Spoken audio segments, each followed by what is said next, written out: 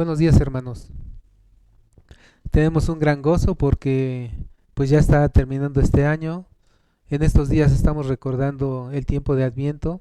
Ya también casi terminamos nuestra espera del tiempo de Adviento, pero también tenemos otro motivo por el cual estar gozosos y felices, y es porque también ya estamos terminando el libro de Apocalipsis. Un libro un poco complicado para nosotros, pero gracias a la ayuda de Pedro, de Heréndira, es que hemos estado saliendo adelante con estos estudios. Hay una parte en la palabra que quiero leerles que está en segunda de Timoteo, en el capítulo 4, versículos del 6 al 8, dice: porque yo ya estoy para ser sacrificado, y el tiempo de mi partida está cercano. He peleado la buena batalla, he acabado la carrera, he guardado la fe. Por lo demás, me está guardada la corona de justicia, la cual me dará el Señor, juez justo, en aquel día. Y no solo a mí, sino también a todos los que aman su venida. Y el día de hoy, así como Pablo con mucho amor le escribió esta carta a Timoteo, estando en la cárcel, sabiendo que ya su partida estaba cercana y sabiendo que lo que le estaba diciendo era algo muy importante para el crecimiento de su fe con el Señor. Así el día de hoy también Pablo nos invita a que continuemos esa carrera, esa gran carrera que es la palabra de Dios. Leerla, aprenderla, estudiarla, conocerla. Entonces el día de hoy los invitamos a que, así como Pablo le dio ánimos a Timoteo para seguir en esa carrera, sabiendo que ella partía, nosotros también les pedimos que sigan esta gran carrera con el Señor, en la cual pues vamos a salir beneficiados al poder entender su mensaje, al comprometernos, sobre todo leyendo esta serie de capítulos que se llevaron a lo largo de este medio año, casi desde agosto. Entonces, los invitamos a que sigan considerando la palabra. Para Pablo era importante que Timoteo no dejara el camino, para nosotros también es importante seguir caminando con estos estudios. Ya casi terminamos el libro de Apocalipsis, pero pronto empezamos otra nueva carrera. Le damos gracias a Dios por este día y por su palabra. Bendito Padre, te agradecemos por la palabra que nos ha instruido a lo largo de este año. Gracias, Señor, porque hemos sentido tu presencia en cada una de nuestras vidas al escuchar todas estas manifestaciones de amor que encontramos en el libro de Apocalipsis, toda esta misericordia y bendición que sabemos que cada uno de nosotros recibimos de parte tuya, Señor, cuando comprendemos que te pertenecemos, que pertenecemos a tu reino y que un día estaremos en tu presencia gozándonos, como lo dice también en esta parte de la palabra. Te damos gracias por este día y te pedimos que tu Espíritu Santo utilice al que va a dar el mensaje el día de hoy, que sea con él y que tu palabra la podamos entender. Este capítulo en especial es un poco complicado y te pido, Señor, que les des tranquilidad y paciencia a mis hermanos para que puedan asimilar toda esta información que recibimos el día de hoy. Gracias por tu infinito amor, porque nos has tenido en el hueco de tu mano, Señor, y porque tu palabra se nos ha sido revelada. Te damos gracias por este día y te bendecimos. En el nombre de tu Hijo amado, nuestro Señor Jesucristo. Amén.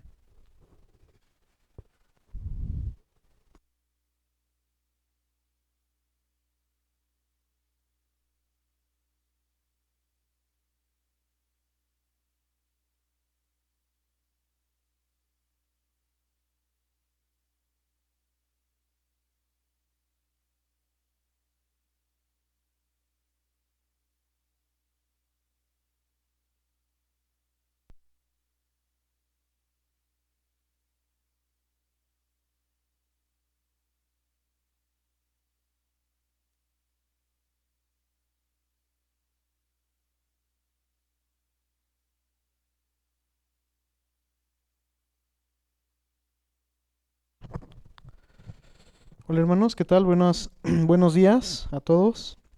Eh, Hoy es ya el capítulo 20 de Apocalipsis, ya casi lo acabamos. Este, Hoy de nuevo me tocó a mí, ya el que sigue ya no. Este, Porque está pues peculiar, ¿no? Digámoslo de esa manera. Es el capítulo 20. Antes de continuar, bueno, probando. Sí, sí, uno, dos, tres. Bueno, creo que se escucha más o menos bien el audio. Bueno, eh, antes de continuar, denme un segundo, voy a checar esto. Bueno, como voy a seguir hablando aquí mientras les voy diciendo, yo sé que ustedes me pueden escuchar. Este, como les digo cada domingo, por favor, revisen los videos de Proyecto Biblia en español, en el canal Proyecto Biblia en YouTube, acerca de Apocalipsis. Son dos videos, 20 minutos cada uno. Nos van a ayudar mucho. Y si tienen alguna duda acerca de los simbolismos, por favor, comiencen con el primer video, el que solo dice Apocalipsis, si no tienen ningún, ningún, ningún número, ¿no? Hay unas personas ahí brincando, me parece, en la portada, este, como de alegría. Bueno, pues vamos a empezar. Hoy vamos a ver Apocalipsis 20. Es un tema muy interesante porque vamos a hablar de algunos principios teológicos bastante llamativos, bastante famosos dentro de la iglesia cristiana, bastante también eh, polémicos, ¿no? Que son el infierno, sí, un poco, el trono blanco, pero principalmente me estoy refiriendo al milenio. Pero bueno, vamos a empezar a leer este capítulo y lo vamos a ir desentrañando poco a poco. Solo son 15 versiculitos.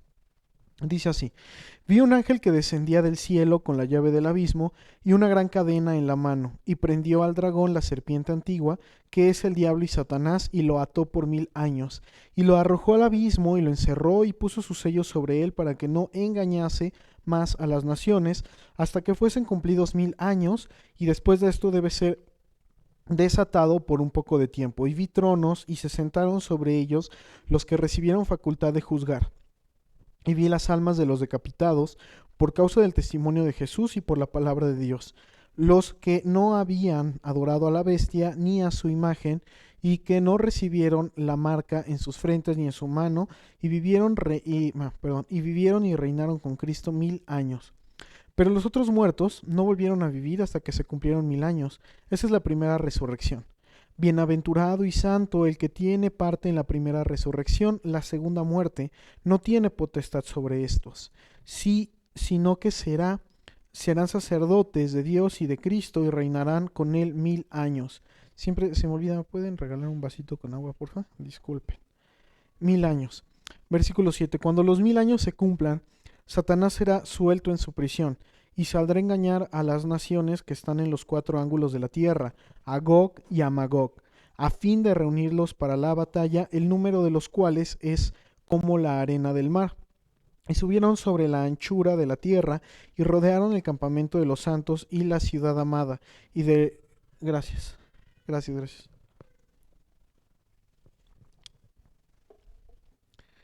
Oh. Campamento y la ciudad amada, y de Dios descendió fuego del cielo y los consumió.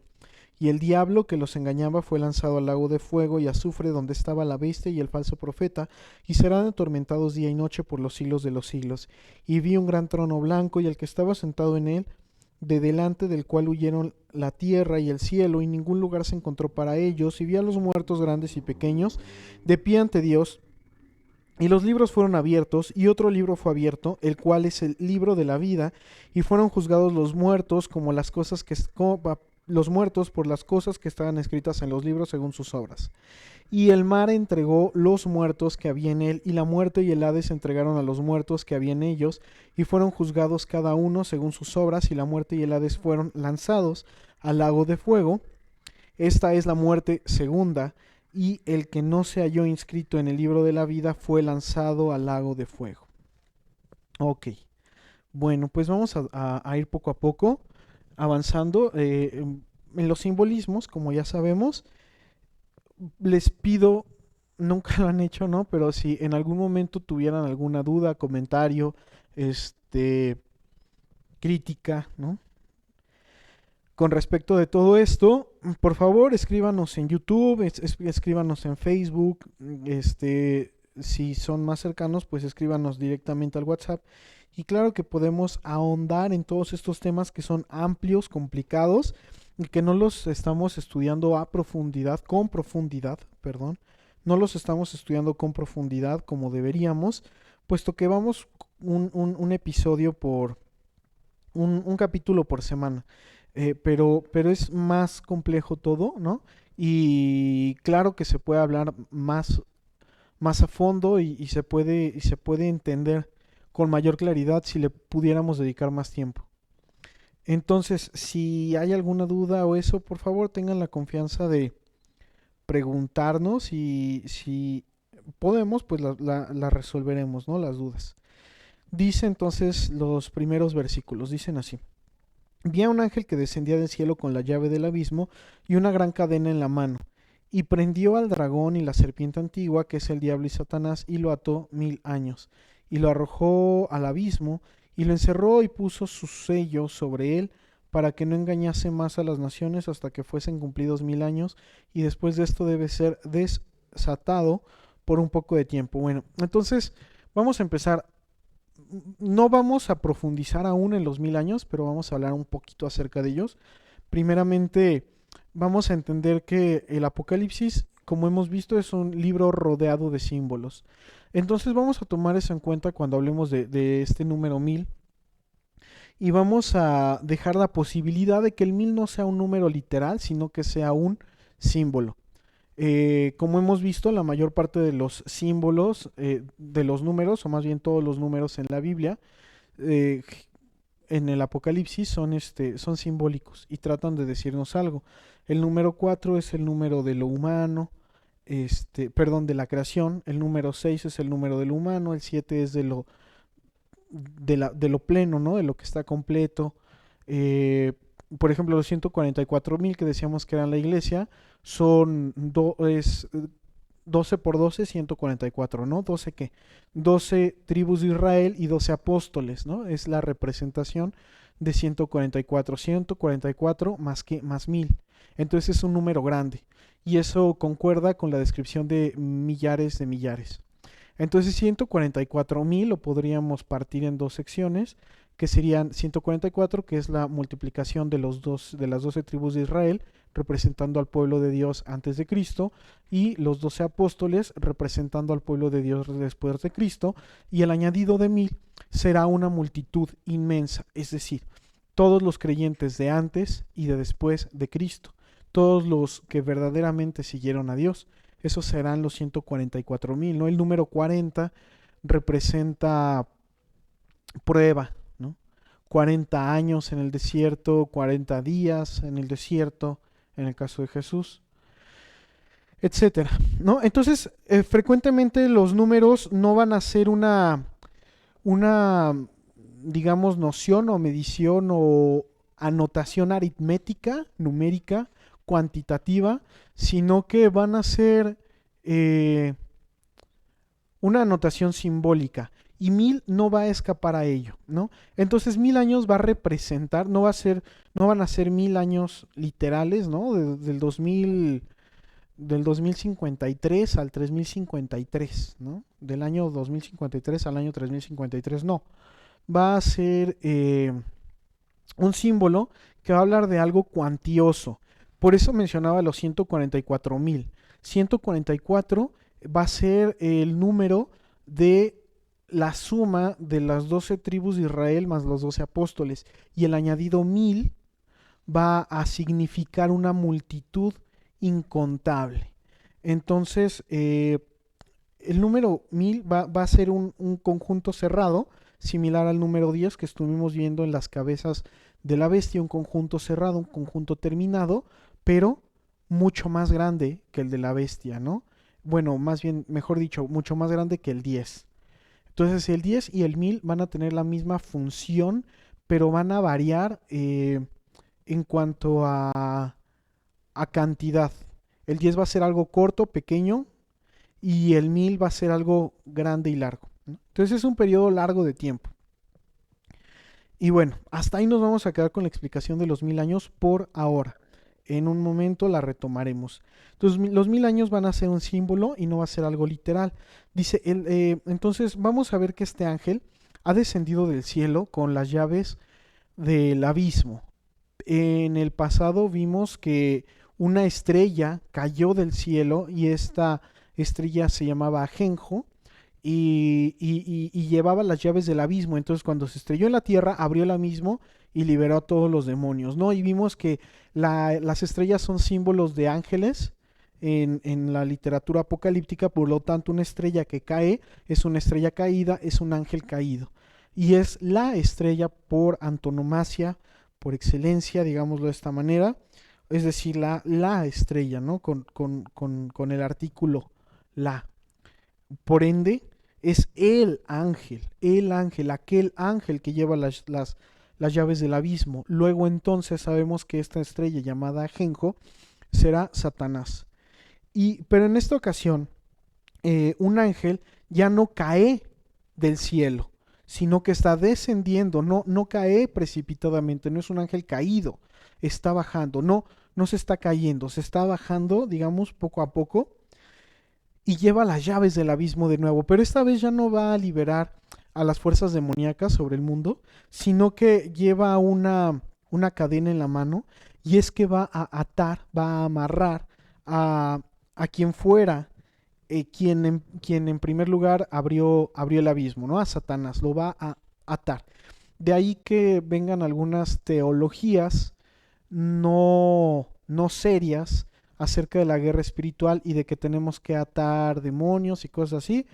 No, o sea, digo, si por decir que atamos y desatamos ya hubiéramos atado a todos, pues ya no habría mal en la tierra, ¿no? Ya habríamos arrojado al abismo a todos y ya habríamos atado a todos los demonios. La situación aquí es que el único que viene con cadenas para atar a un solo demonio, y este es Satanás, es el ángel enviado de Dios. La Biblia no dice que nosotros vamos a atar a nadie y no vamos a arrojar al abismo a nadie. El único que arroja al abismo es Dios. Entonces,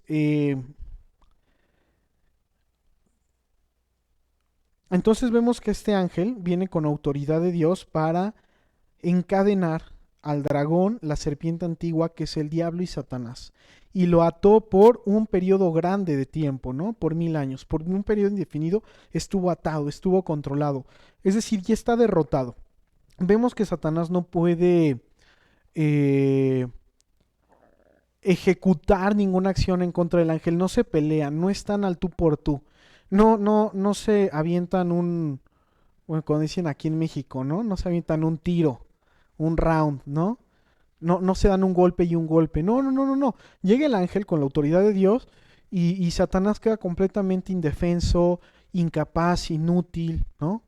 Queda en completa indefensión Satanás. Entonces vemos que Satanás no puede tener una pelea ni siquiera contra los ángeles de Dios. Porque Dios es mucho más poderoso. Satanás está derrotado. Entonces, Satanás quedó completamente derrotado al punto de que está completa y absolutamente indefenso ante este ángel que desciende para atarlo. Satanás no puede hacer nada. Dice, y lo arrojó al abismo y lo encerró y puso su sello sobre él para que no engañase más a las naciones hasta que fuesen cumplidos una cantidad larga de tiempo. Y después de esto debe ser desatado por un breve tiempo, por un poco de tiempo, ¿no? Entonces el dragón va a ser impotente ante la autoridad que el ángel recibió de parte de Dios, y el poder de Satanás para matar ya no va a poder dañarnos más. Solamente va a poder tomar nuestras vidas. Es lo único que tiene permiso Satanás. Es decir, de matarnos. Lo mismo que hace el COVID, lo mismo que hace Satanás. No puede ir más allá. No tiene mayor potestad, no tiene mayor capacidad, no tiene otra cosa.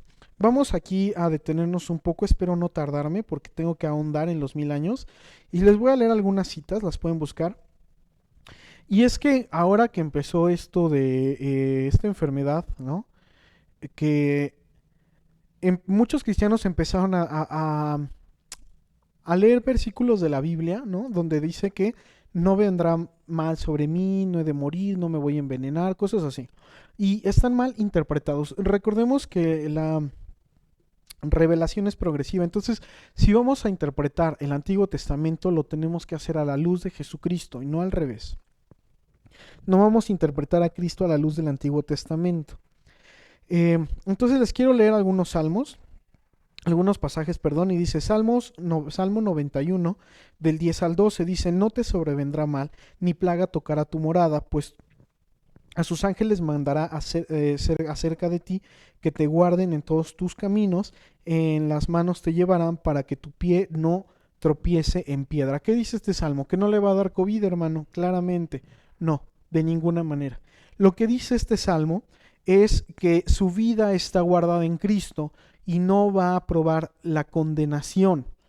Satanás puede tomar nuestras vidas, puede tomar nuestra salud, puede tomar a nuestros seres queridos como ocurrió con Job, pero Satanás no puede tocar nuestra alma si estamos con Cristo. Y ese es el poder que le fue. O sea, Satanás no tiene esa potestad y esa es una de las limitaciones que está recibiendo con este ángel, ¿no? O que siempre ha recibido. Él no puede tocar nuestras almas en tanto que estemos en Dios. Dice Isaías 54:1, ustedes quédense quietos que el Señor presentará batalla por ustedes, ¿no? Pueden estar tranquilos. Éxodo 14:4, el Señor está contigo y no tengo miedo. El Señor está conmigo, perdón, el Señor está conmigo y no tengo miedo. ¿Qué me puede hacer un simple mortal? ¿No? Pregunta, ¿qué me puede hacer? Pues nada más nos puede matar. Salmo 118:6, tú eres mi escondite y mi escudo, en tu palabra he puesto mi esperanza. La Biblia no nos está prometiendo que no vamos a tener sufrimientos en esta tierra, todo lo contrario. La vida nos está prometiendo que lo trascendente de nosotros, lo importante, que es nuestra relación con Dios, está segura en Cristo a pesar de las circunstancias. Salmos 91 del 7 al 9, caerán a tu lado 1000 y 10,000 a tu diestra, mas a ti no llegará. No significa que la muerte no les va a llegar, no significa que no va a haber asaltos o que no van a sufrir enfermedades o cáncer. Significa que su vida está guardada en Cristo. Ciertamente con tus ojos mirarás y verás la recompensa de los impíos, porque has puesto a Jehová, que es mi esperanza, al Altísimo por tu habitación. Es como termina el pasaje que acabo de leer de Salmos. Ahora les voy a leer Marcos 16:18. Tomarán en las manos serpientes, y si bebieren cosa mortífera no les hará daño. Sobre los enfermos podrán sus manos y sanarán. Hay pastores que leyendo esto literalmente han ido a que las serpientes los muerdan y no han hecho nada al respecto y han muerto. Sea la historia de alguien que lo mordió una serpiente y tomando este pasaje dijo no quiero que nadie haga nada al respecto. Finalmente esta persona pues perdió la vida. Entonces, ¿de qué nos está cuidando Dios? Dios nos está cuidando de lo que vamos a ver más adelante, de la muerte segunda, que es la muerte eterna. En eso es en lo que estamos salvos. Y de eso es de lo que nos protege Dios en relación con Satanás. ¿Por qué hago énfasis en esto? Lo vamos a ver más adelante.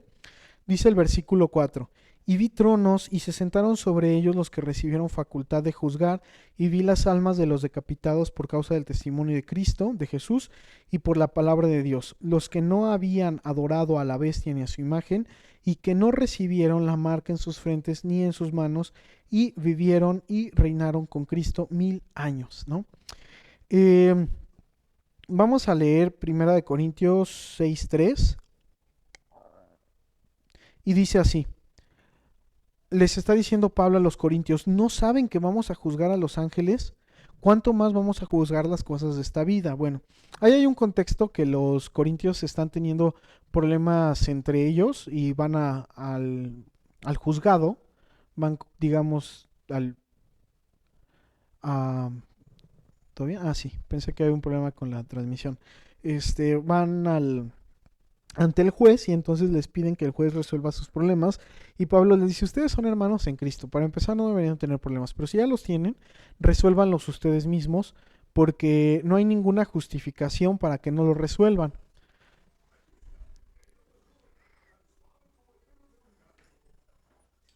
Ok, gracias, sí, un problema aquí. Este, porque ustedes mismos van a juzgar a los ángeles. Entonces, aquí dice, y vi tronos y se sentaron sobre ellos los que recibieron facultad de juzgar. ¿Quiénes son los que recibieron facultad de juzgar? Bueno, probablemente seramos nosotros los cristianos si tomamos la sección esta de Corintios, 1 Corintios 6:3, ¿no?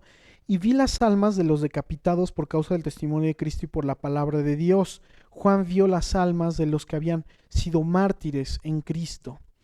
Aquellos se refiere a aquellos que no adoraron a la bestia, aquellos que no comulgaron con el pensamiento satánico de este mundo, aquellos que no aprobaron la posmodernidad, aquellos que no aprobaron las ideologías de destrucción, aquellos que no se dedicaron a hacer labor social, sino a predicar el evangelio, aquellos que no se dedicaron a sí mismos, aquellos que no se entregaron al placer y a la tibieza, ¿no?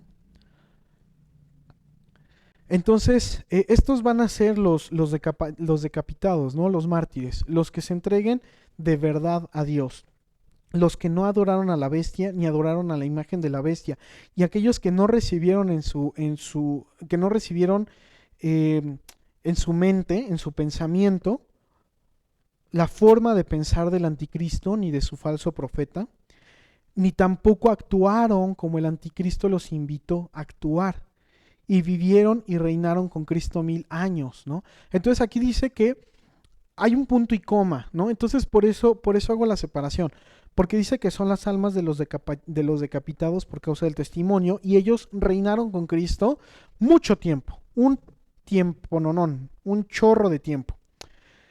Ahora, el hecho de que reinaran significa necesariamente que juzgaban. Es decir, si 1 Corintios 6:3 no nos parece apropiado para afirmar que los que juzgan son los cristianos, eh, ya no podemos refutar el hecho de que los que reinan con Cristo juzgan, porque el rey o quien reina define parte de las funciones del rey es legislar, por ende juzgar las leyes y las leyes han de juzgar a los que están bajo estas leyes, ¿no?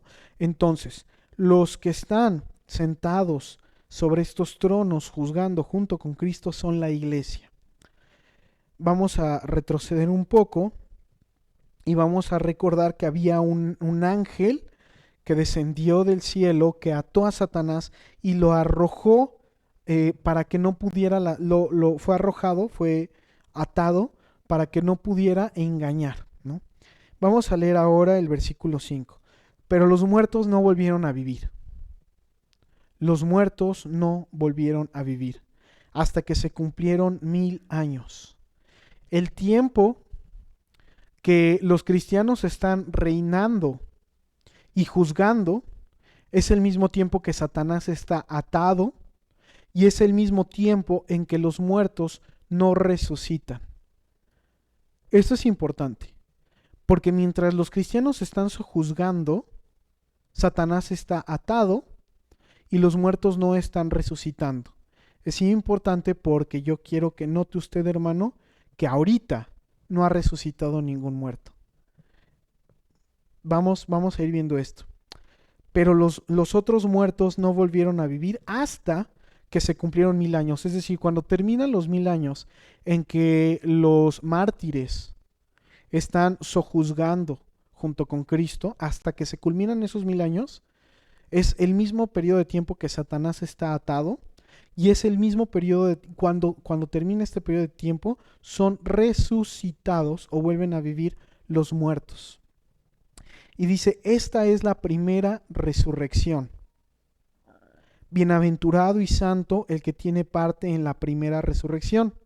La segunda muerte no tiene potestad sobre estos, sino que serán sacerdotes de Dios y de Cristo y reinarán con él 1000 años. ¿Qué está pasando? Ya terminamos un periodo de tiempo de 1000 años que está transcurriendo simultáneamente en que los cristianos reinan, en que Satanás está atado y en que los muertos no están resucitando. Dice, pero cuando se cumplieron, esta es la primera resurrección. Y luego dice, y a partir de este momento, los que no gustaron, o los que no, más bien disgustaron, ¿no? Los que no sufrieron la segunda muerte, ellos van a reinar con Cristo por 1000 años. Vemos que aquí hay inconsistencias temporales, no hay inconsistencias temporales, pero es decir, si usted quisiera hacer una lectura literal del Apocalipsis y llevar los hechos de forma cronológica, sería absolutamente imposible. No tendría sentido nada de lo que está pasando, o nos estaría planteando la Biblia dos periodos diferentes de 1000 años. Y no es el caso. No es el caso. No vale la pena hacer teologías raras y sin sentido, ¿no? Claramente son formas metafóricas de hablar. Entonces, yo les... bueno, vamos a continuar. Antes de que entre en la explicación que les iba a dar, vamos a continuar. Y ahora sí estamos a punto de entender un poco más el milenio. Dice el versículo 7. Cuando los 1000 años se cumplan, Satanás será suelto de su prisión. ¿Cuáles 1000 años? Los primeros o los segundos. Y saldrá a engañar a las naciones que están en los 4 ángulos de la tierra. Los 4 ángulos de la tierra son toda la tierra, ¿no? Acordémonos que los 4 ángulos de la tierra simplemente van a representar toda la tierra. A Gog y a Magog. Gog y Magog van a ser una forma simbólica de referirse, como ya lo vimos en dos prédicas pasadas, que los que están del otro lado del Éufrates son los malos y los que están de este lado del Éufrates son los buenos, ¿no? Porque frecuentemente el pueblo de Israel era asolado por los habitantes del otro lado del Éufrates, ¿no? Entonces simplemente fueron usados como una figura simbólica de la maldad. Entonces, a Gog y a Magog, a fin de reunirlos para la batalla. Como ya vimos, no estamos hablando de una batalla a futuro. Estábamos viendo el Armagedón en el episodio pasado, en la prédica pasada. Miren, si ya les había dicho Ere, ¿no? Hay dos posturas teológicas, tres, ¿no? La primera es que el Armagedón ya ocurrió. Verdaderamente en el Valle de Armagedón, porque no es un suceso, es un lugar, es el Valle de Armagedón, está allá por Israel. En el Valle de Armagedón ya siempre hubo batallas, entonces una de tantas, dicen, pudo haber sido esta batalla final. Si hubiera sido una de todas esas batallas, habría sido relevante, y ninguna batalla fue realmente relevante, ¿no? La Biblia no se refiere a eso. Está tomando otra vez su entorno cultural para poder explicar realidades trascendentes, realidades del futuro. La otra idea, la otra interpretación es que es una batalla que va a ocurrir en el futuro. Bueno, para que las naciones se enfrenten a Dios, vayan a pelear contra Cristo, primero necesitan creer que hay un Cristo, ¿no? El mundo no cree que hay Cristo. Entonces tendrían que juntar a todos los ejércitos, ¿no? Por ejemplo, Estados Unidos, por mencionar uno, ¿no? Y decir, a ver, vamos a juntar a todo el ejército estadounidense, vamos a Israel y vamos a batallar contra Cristo. Eso, pues, es bastante absurdo. Y como diría un pastor por ahí, y ya presentes ahí en el valle, ¿qué arma van a usar contra Cristo? ¿No? Un misil nuclear, un rayo láser, un rayo de antimateria, no sé, ¿no? Eso es bastante absurdo suponer que es una batalla literal que va a acontecer. La tercera postura y la correcta, la apropiada, es entender que el Armagedón, esta batalla, esta guerra en contra de Dios, es una batalla que ha venido ocurriendo desde siglos atrás, desde milenios atrás, y es la batalla del ser humano en contra de las leyes de Dios. El ser humano rebelándose contra Cristo, diciéndole, tú no eres Dios, yo soy Dios, y tratando de destruir a Cristo, ¿no? Ahí está Nietzsche diciendo, Dios ha muerto. Ahí están los grupos de punk de los 60 y de los 70 diciendo, no hay Dios, ¿no? Concretamente pienso en los Sex Pistols, este grupo de punk británico de la década de los 70, The Clash, ¿no? Y muchas otras personas que dicen no hay Dios, están tratando de matar a Dios, están tratando de destruirlo, no pueden. Pero están o estamos en una guerra constante contra Dios. Dios dice, oye, no veas eso. Y nosotros decimos, ¿tú quién eres para prohibirme lo que tengo que ver y lo que no tengo que ver? ¿No? Estamos en una guerra constante contra Dios. Y esta guerra que ha tomado miles de años es el Armagedón. Es la batalla que se está luchando en el valle de Armagedón, por decirlo de alguna forma, ¿no? Bueno, entonces, y rodearon el campamento de los santos y la ciudad amada,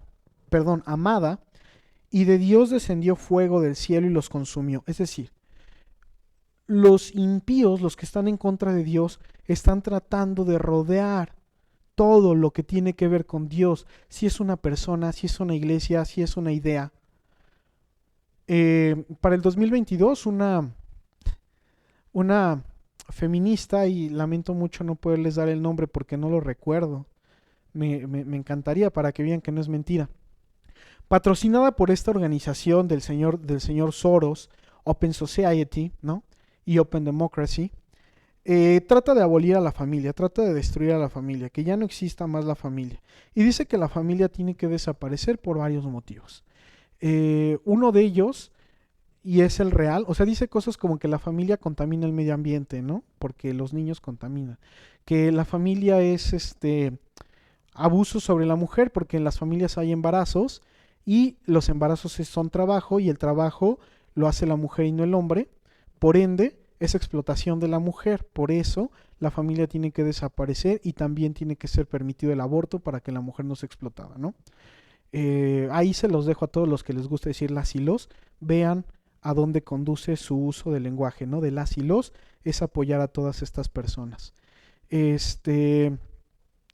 También dice cosas... ahorita no recuerdo otros puntos, pero el más importante y el que realmente revela la postura de su corazón es que la familia produce lo que ellos llaman fobias, que es un término mal usado en términos lingüísticos, adaptado para un fin sociológico, ¿no? Estas pseudofobias, como por ejemplo, digamos, la xenofobia, el miedo a los extranjeros, pues eso no existe, porque nadie le tiene miedo. Bueno, le puedes tener miedo a una persona, ¿no? Pero no le tienes miedo a los extranjeros. Una fobia se caracteriza por una respuesta física que tiene que ver con sudoración, pupilas dilatadas, estrés, temor. Cuando decimos xenofobia, decimos que alguien le tiene odio a los extranjeros. Entonces no es una fobia, ¿no? En todo caso sería un odio. Eh, Sería un odio, y no es un odio verdadero. Simplemente la persona pues quizá no se relaciona o no se vincula con esta persona, no sé. Pero se usan estas nociones de fobia. Entonces ella dice que es en los núcleos familiares donde se crean estas cosas que ellos llaman fobias, y así es como no hay un desarrollo de la igualdad y de los valores y de la inclusión y cosas así, ¿no? Entonces, nos damos cuenta como si son conceptos, principios, y entonces por ende hay que destruir a la familia, porque en la familia, y lo cito, lo estoy citando, no lo estoy inventando, en la familia se perpetúan las nociones destructivas como la filosofía, la religión y las verdades trascendentes y universales. Entonces, todo lo que tenga que ver con Dios lo tratan de destruir. Si hay una imagen, si hay una cruz, la queman, ¿no? Si hay una iglesia, la queman. Si hay un creyente, lo tratan de matar o al menos de exiliar socialmente. Si hay una noción de Dios, la tratan de desaparecer. Tanto así que en las escuelas ya hace décadas no se puede hablar de Dios. Hace siglos, ¿no? Hace más de un siglo que ya no se puede hablar de Dios en las escuelas. Entonces vemos cómo los impíos rodearon el campamento de los santos y de la ciudad amada. ¿Y cuál fue la consecuencia? ¿Cuál va a ser la consecuencia? Dios hizo descender fuego del cielo y los consumió. No queramos estar con los impíos hermanos, por favor, versículo 10. Y el diablo que los engañaba fue lanzado en el lago de fuego y azufre donde estaba la bestia y el falso profeta, y serán atormentados día y noche por los siglos de los siglos. Bueno, esa va a ser la consecuencia. Entonces, ahora sí vamos a entender un poco más qué es esto del milenio.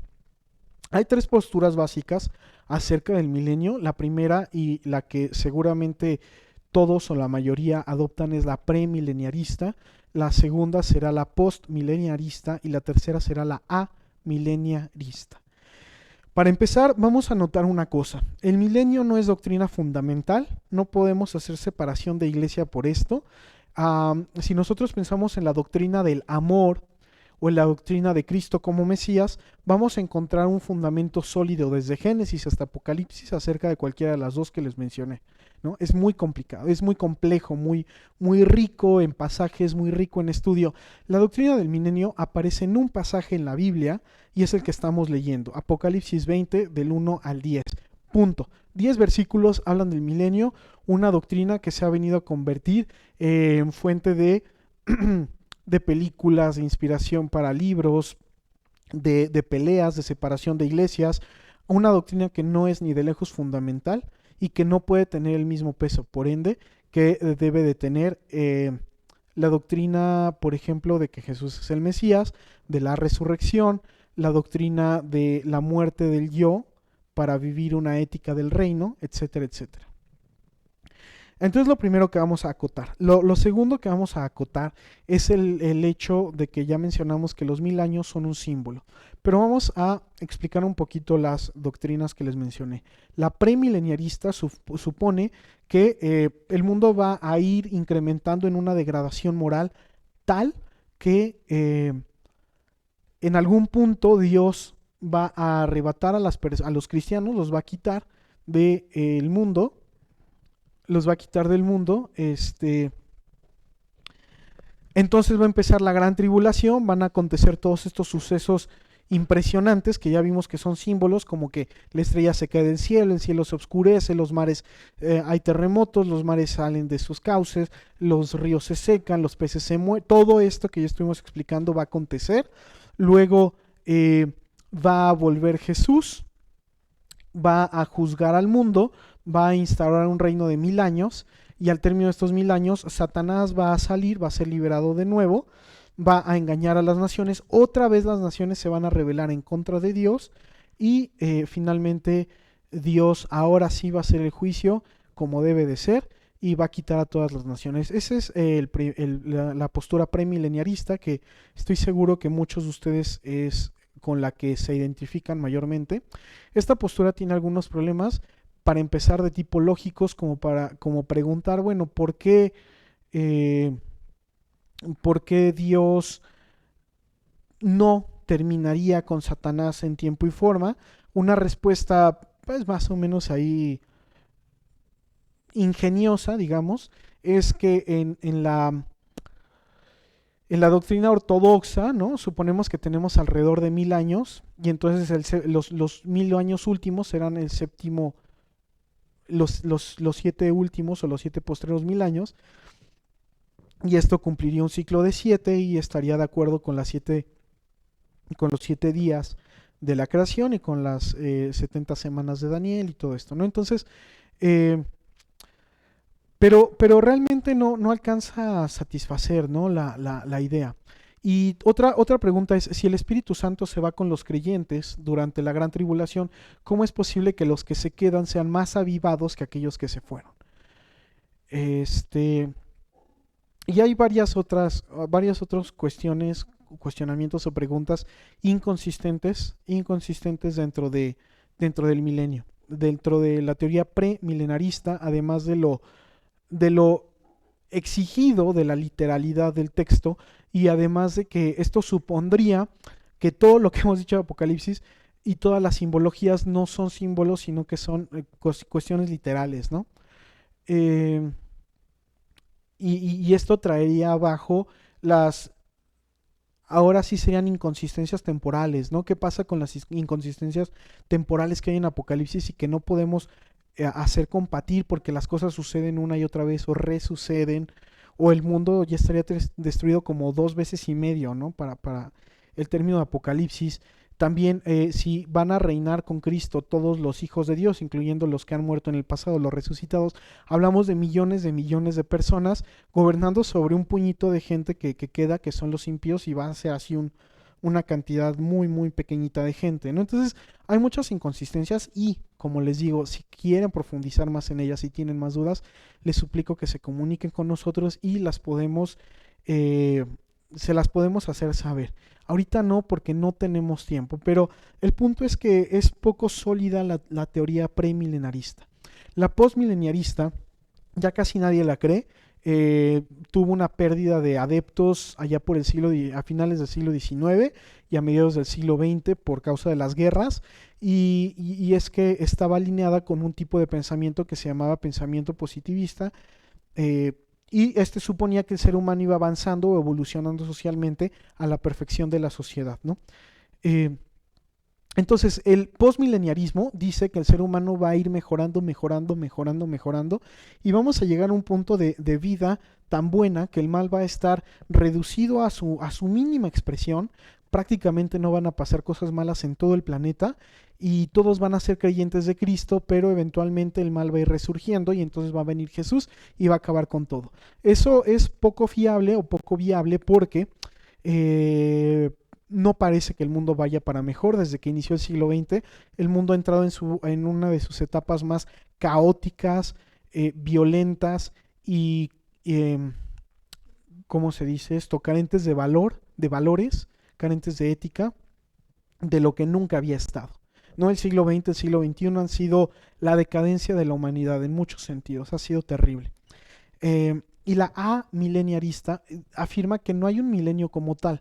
La amileniarista, que es donde nosotros nos sentimos más identificados, afirma que no hay un milenio como tal, que el milenio es un símbolo, que el 1000 es un símbolo, y entonces la mileniarista dice que Satanás fue derrotado en la cruz por Cristo. Entonces en ese momento fue atado, ¿no?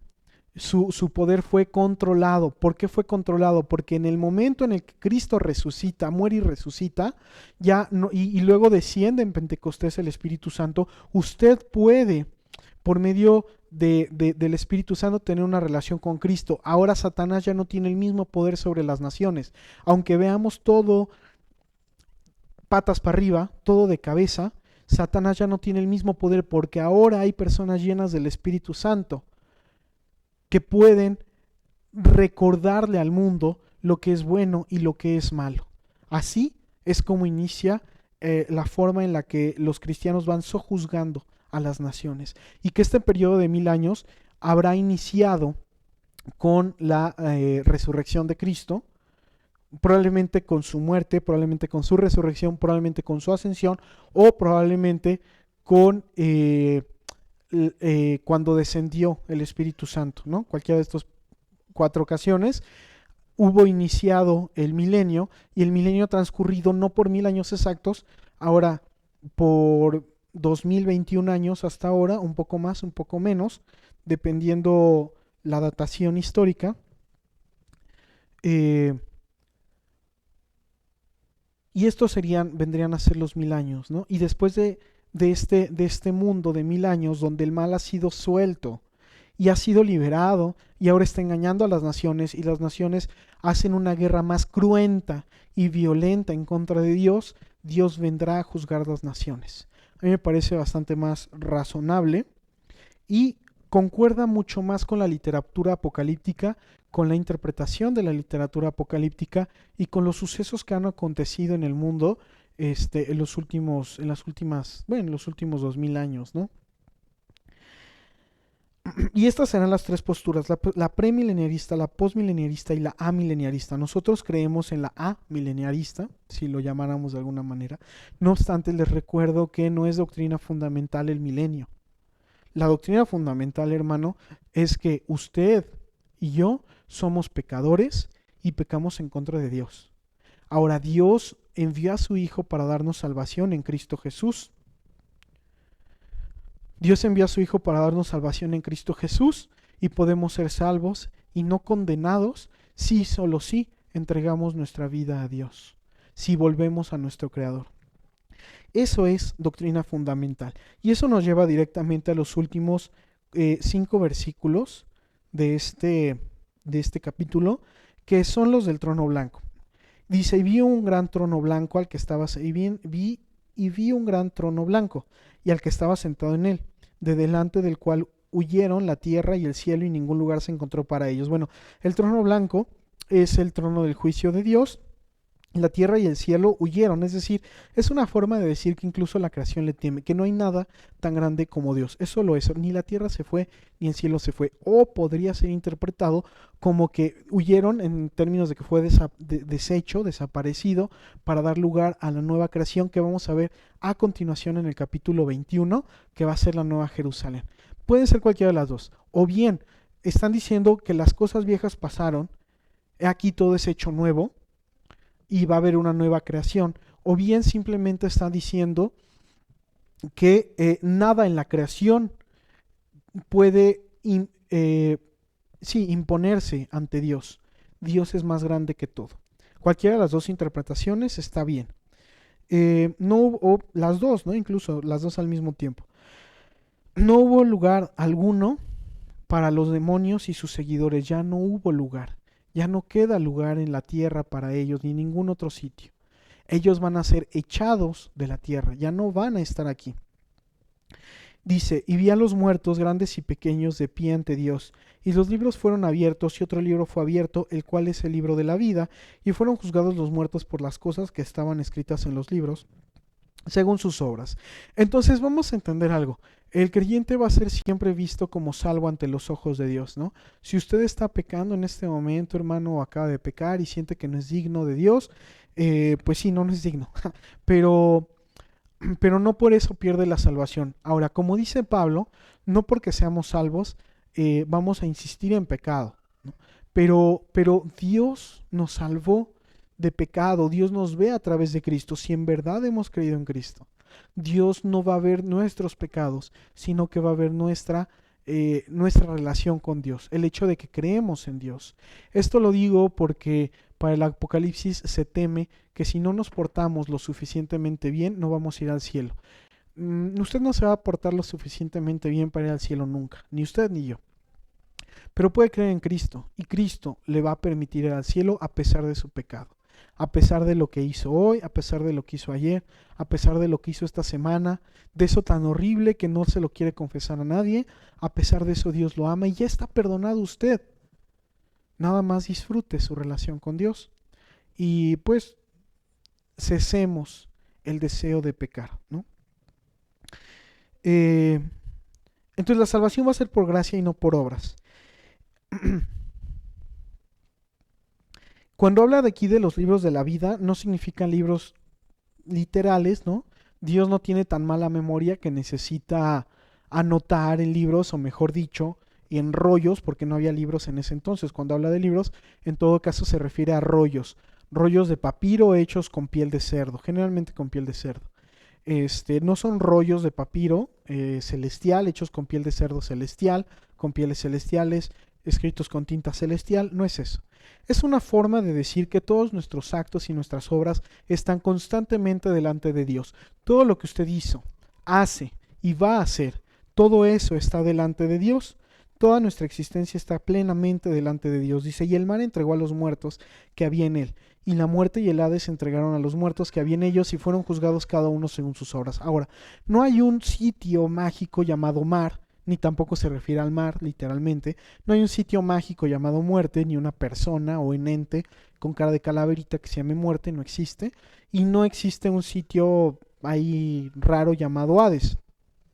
Simplemente se refiere a que el cúmulo de todos los muertos que ha habido a lo largo de la historia, cristianos y no cristianos, volvieron a la vida, resucitaron, como cuando Jesús exhaló en Getsemaní y hubo un terremoto y los muertos resucitaron ese día. El poder de Dios da vida y da vida a los huesos secos, ¿no? Incluso me parece que en Isaías dice eso.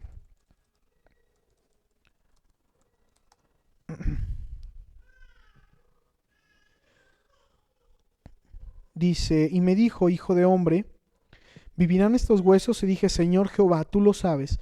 Me dijo entonces, diles, huesos secos, oíd palabra de Jehová. Y pondré tendones en vosotros, y haré subir sobre vosotros carne, y os cubriré de piel, y pondré en vosotros espíritu, y viviréis, y sabréis que yo soy Jehová. Entonces todos los muertos resucitaron, así como lo oye, ¿no? Así como se oye. Van a resucitar todos los muertos. Y el que no se halló, pero fueron juzgados cada uno según sus obras. Ahora, ¿vamos a ser juzgados por gracia o por obras? Por gracia. ¿A qué se refiere con las obras? Primero, hubo un juicio donde se le juzgó a los creyentes en el trono blanco, y ellos fueron juzgados desde la gracia de Dios. Dice, y vi a los muertos grandes y pequeños de pie ante Dios, y los libros fueron abiertos, y fueron juzgados los muertos por las cosas que estaban escritas en los libros según sus obras. Y otra vez dice que fueron juzgados cada uno según sus obras. ¿Cuál es la obra realmente importante? La obra realmente importante es entregarnos a Cristo. Si hemos vivido en Cristo y para Cristo, seremos juzgados según nuestras obras. Pero si estamos vinculados con Cristo, nuestras obras son las obras de Cristo. ¿Cuáles obras va a juzgar Dios? Las de Cristo. Es como si usted pasara, ¿no? Ya me hablan, le hablan fulano de tal, hermano fulano de tal. A ver, vamos a juzgarlo. Y dice, ay, llega todo nervioso usted ahí ante el juicio, y dice, no, es que yo ya fui, a mí ya me condenaron. Y dice, a ver, ¿qué hiciste? ¿Curaste unos ciegos? Y dice, ah, caray, ¿yo? Sí, sí, unos ciegos, caminaste sobre el mar de Galilea, eh, predicaste el evangelio, reuniste a los 12 apóstoles, y dices, a ver, a ver, a ver, a ver, ese no fui yo, ese fue el Señor Jesucristo. Y dice, sí, pero tú lo amas, entonces eres juzgado sobre las obras de Cristo, y hasta donde yo puedo ver en tu perfil, tú no cometiste ningún pecado, eres digno de entrar al cielo. Así es el juicio, hermanos. Aquí la cosa es que yo no veo que los cristianos de hoy en día realmente amen a Jesús, porque no entregan su vida a Jesús, aman al mundo. Así es como usted va a ser juzgado si ama a Dios, hermano. Así es como usted va a ser juzgado. No le van a decir, ah, mira, tal día le pegaste a fulano, y tal día te enojaste con el que se te metió en la carretera, y tal día hiciste no sé qué cosa, y pecaste. No, no, no. Le van a leer el currículum de Jesús y se lo van a tomar por suyo, de nuestro Señor Jesucristo. Se lo van a tomar como si fueran sus obras de usted, valga la redundancia. Pero hermanos, por Dios, yo los invito a que vivan para Cristo, porque yo veo que la iglesia de Dios en el siglo XXI, la iglesia mundial de Dios en el siglo XXI, está tibia como café de 4 horas, tibio, completamente. Dice, versículo 14, y la muerte y el Hades fueron lanzados al lago de fuego. Esta es la muerte segunda, y el que no se halló inscrito en el libro de la vida fue lanzado al lago de fuego. Bueno, entonces vamos a tener en cuenta aquí, vamos a retomar la noción de la primera resurrección, lo que hablaba al principio, ¿no? Nosotros vamos a morir necesariamente la primer muerte, que es cuando nuestro cuerpo deje de funcionar. ¿Por qué motivo? Por el que sea. Por algún motivo nuestro cuerpo va a dejar de funcionar y vamos a vivir la muerte, la muerte primera. Después de la muerte primera, va a haber un juicio, un día, y todos los muertos van a resucitar, los buenos y los malos, y todos vamos a estar delante de Dios. Y los que hayan amado a Cristo van a entrar con Dios y van a resucitar en cuerpo. Y esa es la primera resurrección, o la resurrección. Vamos a resucitar en cuerpo y vamos a habitar en la nueva tierra con Dios por la eternidad. Y los malvados, dice la Biblia, van a resucitar en cuerpo solamente para ser arrojados al lago de fuego. Y esto es la muerte segunda. Hermanos, eso es terrible. Eso es terrible. Y también puedo ahondar bastante en esto. Por el tiempo no lo voy a hacer. Pero el que no ame a Cristo, el que no entregue su vida a Dios, va a sufrir en esta vida porque nunca va a estar feliz. Va a padecer en la muerte inconsciente, en la muerte consciente, y luego finalmente va a ser arrojado en el lago de fuego. el sufrimiento será perpetuo. Ahora, ¿es una condenación grande? Sí. Si fuera una condenación pequeña, no habría sido necesario que Jesús nos salvara, o Jesús no nos habría salvado de cualquier tontería. Si de pronto hay alguien sentado aquí a mi lado y veo que se le va a caer su botella de agua, tiene una botella de agua de medio litro, y yo veo que se va a caer y me aviento y alcanzo la botella y evito que se caiga, ¿salvé la botella? Claro que sí. ¿Mi obra fue muy grande? Pues no. Si yo voy caminando por la calle y veo que un carro va a atropellar a una persona y me arrojo y empujo a la persona, le salvo la vida, pero a mí me atropella el carro, ¿salvé a la persona? Sí, ¿no? En un sentido de vida corporal. Sí, la salvé. ¿Mi acto de salvación fue más grande que el acto de la botella? Por supuesto. Vemos que el acto de salvación va a estar vinculado con aquello de lo que eres salvado. Si a mí me salvan de enchilarme con los tacos en la calle, solo de enchilarme, ¿no? ¡Ay, no, no le pongas salsa! Me salvaron. Sí, me salvaron. Pero no es una salvación muy grande.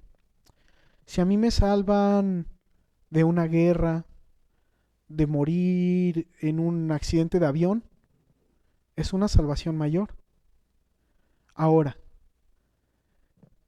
la salvación que nos dio Dios es la salvación de no sufrir en esta vida, luego morir, padecer la desesperación y el aislamiento y resucitar solamente para ser condenado y arrojado al lago de fuego. Es una condenación grave. Por eso, el acto salvífico del Dios Todopoderoso que se hizo hombre para sufrir la consecuencia de nuestros pecados en su propia carne y liberarnos de condenación es tan grande.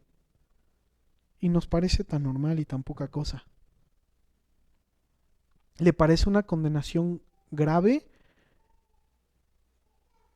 que no nos cabe en el cerebro, que no podemos concebir, que nos acongoja, que nos desespera? Por eso Dios nos salvó, por eso Dios mismo tuvo que hacer ese hombre, porque Él mismo sentía la desesperación de nuestra condenación. Ahora yo le invito a que reconsidere si su vida es consecuente con el Dios que lo ha salvado de tan grave condenación. Si en verdad ha comprendido de lo que ha sido salvo. Espero que, más bien, si en verdad lo ha comprendido, vivirá diferente, hermano. Mejorará, siempre querrá mejorar su vida. Y si no quiere mejorarla, si sigue en las mismas, es que no ha comprendido la salvación. Ahora el problema es que la comprenda o no la comprenda, la condenación va a estar ahí, ¿no? Para quien no ame a Cristo. Dice, ya no habrá más muerte. Aquellos que murieron no volverán a morir porque no volverán a vivir.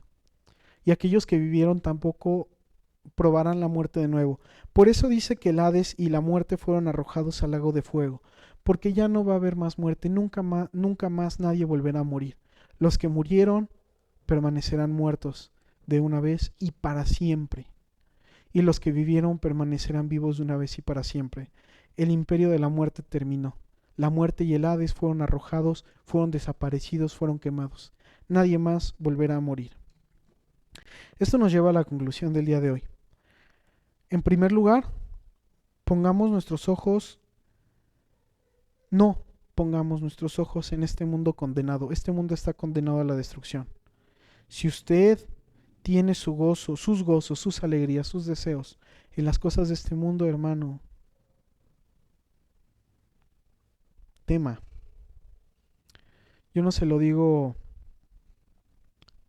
porque quiera su cartera, como si lo habrán hecho, como si lo habrá hecho la iglesia medieval, ¿no? O algunos pastores de la prosperidad. Yo se lo digo porque no quiero que se vaya al infierno. Yo no le digo que me dé dinero, no le digo que me venga a hacer el aseo. Yo le digo que entregue su vida a Cristo, ¿no? No ponga sus ojos en este mundo, hermano. Quite sus ojos de este mundo. Disfrute de su vida en Cristo, goces en el servicio. No se afane con ser perfecto en obras para que esta condenación no lo alcance, porque nunca va a ser perfecto en obras. Mejor goces en que ha sido perdonado por Cristo y que va a ser juzgado como si fuera Jesús. Y entonces ame a Dios, agradézcale a Dios por este perdón tan maravilloso que le ha dado. Lo va a juzgar como si fuera Cristo y le va a evitar irse al infierno. Ame a Dios, goces en Dios, busque a Dios, ore, alábelo, aprenda de Él, lea su Biblia, ame a Dios. Y si esto ha congojado su alma, si esto ha partido su corazón como a mí, entonces entenderá que esta condenación es grave para los que no han amado a Cristo. Tenga compasión de las almas y predique. Por ahí dicen que hay que predicar en todo tiempo y si es necesario hablar. Eso es una falacia. Es verdad que hay que predicar con nuestra vida, pero no significa que hablar sea un excedente. Hablar es una necesidad. Hablar es una obligación que tenemos. Hablar de Cristo, verbalmente. Entonces, predica a Cristo en todo momento, porque ¿qué tal que usted se quiere cuidar de no condenarse, de no irse al infierno? Y Dios le dice, oye, pero yo tenía 80 personas alrededor tuyo, que no 80, dos, una persona cerca de ti, pero nunca te interesó su alma. ¿Cómo es posible? No seamos nosotros aquellos que, entendiendo lo grave de la condenación, perdamos el amor por las almas de los que puedan condenarse. Entonces, no ponga sus ojos en este mundo, hermano, porque este mundo está condenado. No busque ser bueno como para ganar la salvación, sino que goces en Cristo y agradézcale a Dios. Sus obras van a cambiar, pero entréguese a Cristo. Y si ha comprendido esto, predique a Cristo, pero predíquelo en serio. Sirva. Para que no haya personas, para que el menor número de personas posibles sufran la condenación.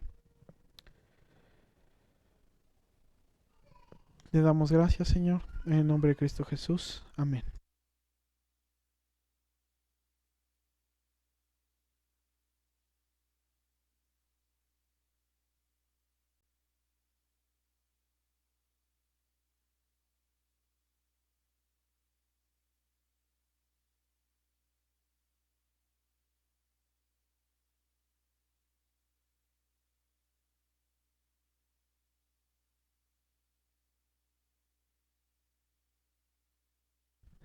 Bueno, pues le damos gracias a Dios por su palabra. Gracias a Dios porque Juan escribió este libro para que los que estaban sufriendo en ese momento reconocieran el valor de la cruz de Cristo. Y es lo mismo que estamos invitados nosotros a entender ese valor que nos dio vida eterna en la cruz, que nos salvó de tantas cosas. Bueno, pues es el mismo mensaje que Juan le daba a los cristianos de esa época, es el mismo mensaje que recibimos en esta época los cristianos que escuchamos su libro de Juan. El entender el valor de esa cruz y el resultado en cada una de nuestras vidas ante el sacrificio de Jesucristo por cada uno de los seres humanos. Nos vemos la próxima semana, hermanos. Les mandamos un gran abrazo, muchos saludos a todos los que nos están siguiendo, a los que han escuchado este mensaje y los invitamos a que sigamos viendo los mensajes que faltan, pero los que no alcanzamos a ver en el pasado, me gustaría que los retomaran o que le diéramos otra vista a todos los capítulos para tener un panorama integral de todo lo que se ha visto. Nos vemos la próxima semana y que Dios los bendiga, hermanos.